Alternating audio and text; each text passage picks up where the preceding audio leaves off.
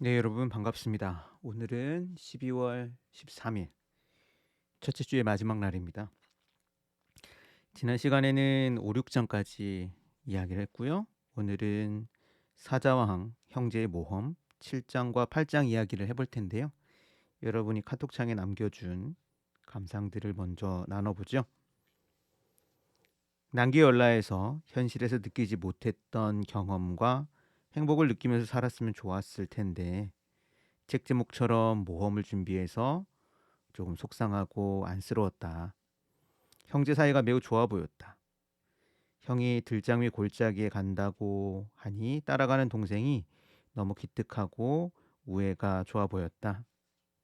나도 2학년 동생이 있는데 이 페이지들을 읽으며 동생이랑 잘 지내야겠다고 생각이 들었다. 네. 그 다음 또 다른 친구의 이야기입니다. 난기열라는 행복한 곳인 줄만 알았는데 악마가 살고 있어 놀랬다. 여기서 악마인 탱이를 물리치려고 형이 난길리마에서 만나기로 했을 때 또 다른 세계가 있다는 사실에 놀랐다. 그쵸. 난길리마라고 하는 곳이 또 있다는데 과연 그런 그곳은 어떻게 이야기가 되거나 잘 보일지 모르겠습니다. 또 다른 이야기를 한번 볼까요? 자신이 생각하기에 더 중요한 사람을 구하기 위해 떠나는 요나탄과 슬퍼하면서도 또 그리워하면서도 형을 찾아가는 칼이 인상 깊었다. 맨날 동생과 싸우고 화만 내는데 어, 형을 찾고 싶어 무서운 탱이라도 불구하고 떠나는 칼을 보며 형제관계가 대단하다고 생각했다. 그쵸. 마지막으로 마지막 의견입니다. 난기열라에는 좋은 사람들만 있는 줄 알았는데 탱일이라는 악당이 있었다. 나도 형이 나를 떠나 악당에 가면 엄청 무서울 것 같다. 반역자도 골짜기 있고 그래서 아무튼 모험이 기대된다라고 남겨주었네요. 네, 여러분의 이야기 고맙고요. 오늘은 7장과 8장 내용을 훑어보죠. 7장 제목은 이렇습니다. 황금수탉. 과연 왜 이런 제목이 붙었을까요? 일단 7장 시작하는 부분을 같이 보도록 하죠. 102쪽입니다. 나는 끝없이 펼쳐진 산길을 달리며 피알라르에게 말했습니다. 이 모험이 나한테 얼마나 굉장한 일인지 아니? 내가 부엌 침대 의자에만 누워 지내던 나날을 생각해봐. 단 1분도 요나탄 형을 잊지 않고 있었으니까 망정이지. 그렇지 않다면 난 산이 떠나가도록 소리 질렀을 거야. 경치가 저렇게도 아름다우니 말이야. 요나탄 형이라면 내 말을 잘 이해했을 겁니다. 까마득히 치솟은 산, 맑고 작은 호수와 시냇물, 폭포, 그리고 봄꽃들이 활짝 핀 초원. 바로 그런 곳을 스코르판이 말을 타고 달리는 것입니다. 형이 위험할 거라는 생각만 아니라면 자칫 마구 소리를 지를 뻔했지요.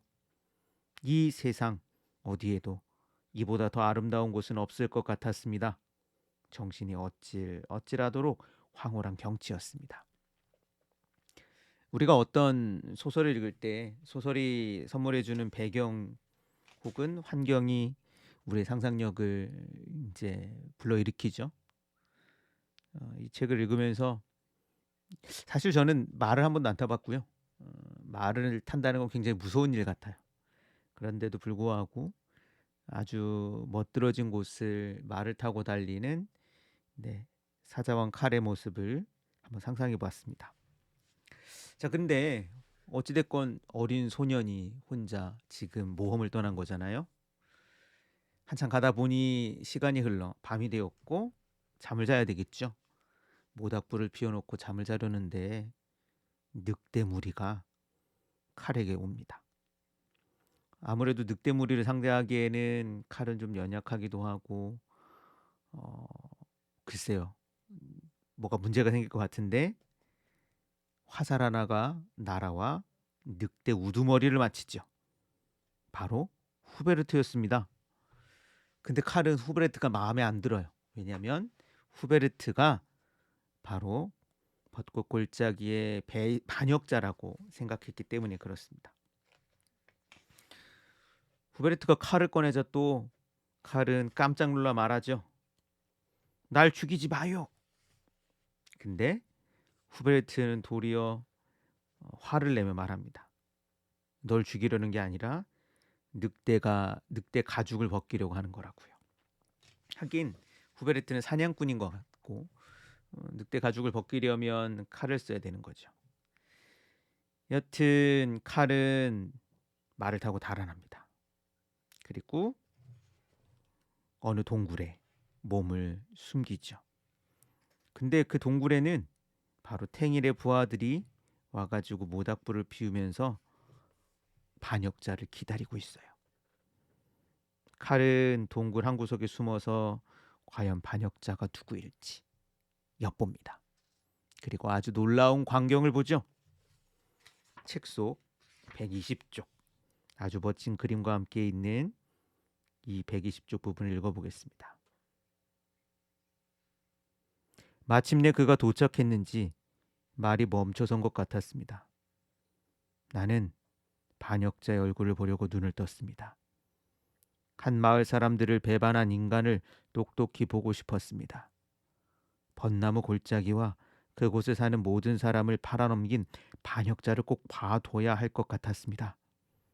하지만 그는 후베르트가 아니었습니다.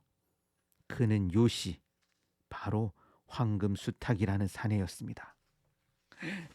세상에, 그렇게 두 형제에게 잘해줬던 요시였는데 그가 반역자였다니. 후베르트는 그냥 약간 성격이 뭐랄까요? 묵뚝뚝한 사람이었던 것 같아요. 그리고 소피아가 골짜기의 우두머리가 돼서 그게 불만이었답니다. 그러나 그가 나쁜 사람은 아니었고 도리어 그도 후베르트도 탱이를 미워한다고 하네요. 자, 칼은 무시무시한 정보를 알았어요.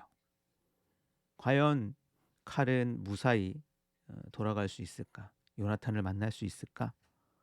안타깝게도 동굴 속에서 칼은 들키고 맙니다.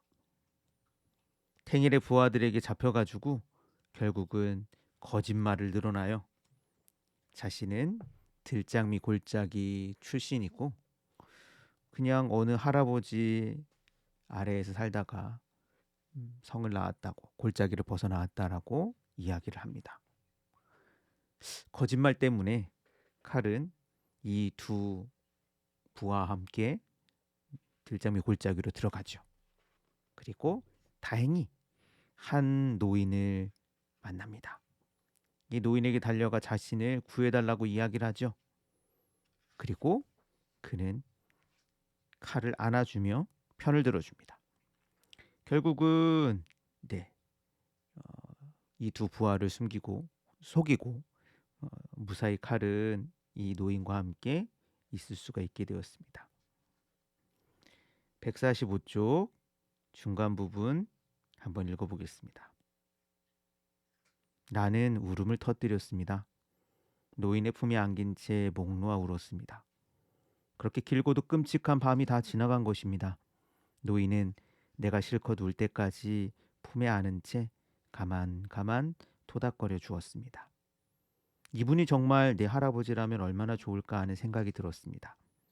울음을 삼키면서 그 생각을 입 밖에 내어 말했습니다. 물론 네 할아버지가 되어주고 말고 나는 마티아스다. 네 이름은 칼. 나는 대답하려다 말고 입을 다물었습니다. 들장미 골짜기에서는 내 이름을 밝힐 수가 없는 것입니다. 죄송해요 할아버지. 제 이름을 말씀드릴 수가 없어요.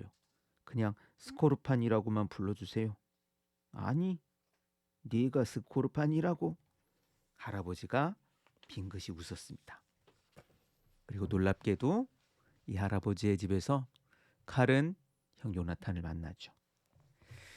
자, 이렇게 골짜기를 떠난 두 형제가 다시 만나게 되었습니다. 그리고 과연 이 들장미 골짜기에서 이 두 형제는 어떻게 활약할지 그리고 악당 탱이를 어떻게 상대할지 이 뒤에 이야기가 궁금하죠. 그렇지만 뒤에 이야기는 잠시 접어두고요.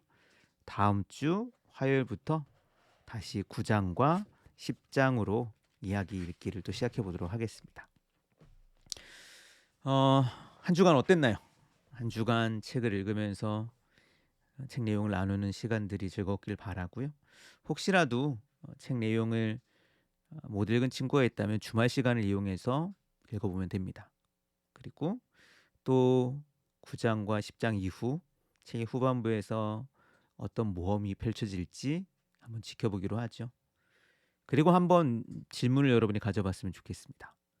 요나탄이 좋아요? 칼이 좋아요? 물론 멋있기는 요나탄이 멋있는 것 같은데 저는 개인적으로 저의 마음은 칼에게로 기울고 있습니다. 왜냐하면 연약하고 보잘것없던 소년이 용기를 내고 스스로 모험을 떠나고 성장하는 모습을 지켜볼 수 있기 때문에 그래요. 자, 그럼 오늘도 여러분의 감상을 기다리고요. 저는 다음 주 화요일에 또다시 책 내용과 함께 여러분을 만나겠습니다. 좋은 주말 보내세요. 여러분 안녕.